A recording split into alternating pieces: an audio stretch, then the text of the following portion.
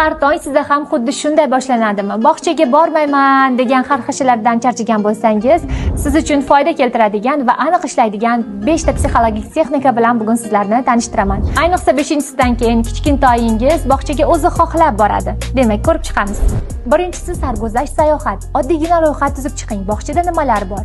Bog'chapalar, o'yinlar, o'yinchoqlar, raqs maydoni, yaxshi do'stlar, shirin taomlar va bularni har kuni bolangiz bilan birgalikda takrorlang va imkoni bo'lsa, bog'cha burchagini uyingizda tashkil eting va bu o'yinlar orqali siz bolani bog'chaga moslashtira olasiz. Ikkinchisi xayrlashuv siri. Har kuni har xil quvnoq xayrlashuv usullarini yarating. Misol uchun, farzandingiz bilan qo'llarni qo'llarga bog'lab super kuch senga o'tdi yokida quvnoq harakatlar yokida o'pichlar bilan ularni xursand kayfiyatda bog'chaga kuzating. Uchinchi texnika kichik g'alabalarni nishonlash. Ya'ni bugun farzandingiz bog'chadan shunchaki yig'lab chiqmadi. Buni siz rag'batlantiring. Bugun sen qanday ajoyib bolasan, bog'chadan yig'lamasdan chiqding deb yuzidan o'pib qo'ying. Qo'lchasiga stiker yopishtirib qo'ysangiz bo'ladi yoki anchadan beri olishni xohlagan o'yinchog'i bo'lsa, o'shani sovg'a qiling aynan. Va bola bu rag'batlardan keyin, demak, bog'chadan yig'lamasdan qaytish bu yaxshi degan belgini his qiladi va bu kuchli ijobiy aloqani hosil qiladi.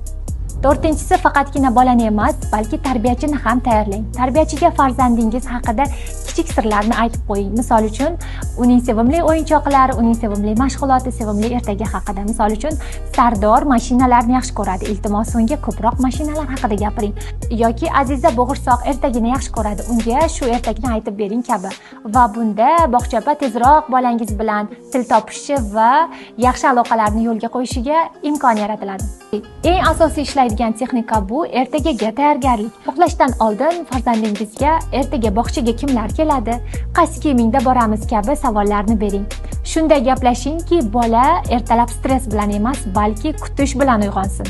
Bu texnikani 3 kun davomida sinab ko'ring va ishonamanki, bu sizga yordam beradi va farzandingiz "Oyijon, yana qachon bog'chaga boramiz?" deb o'zi aytadi.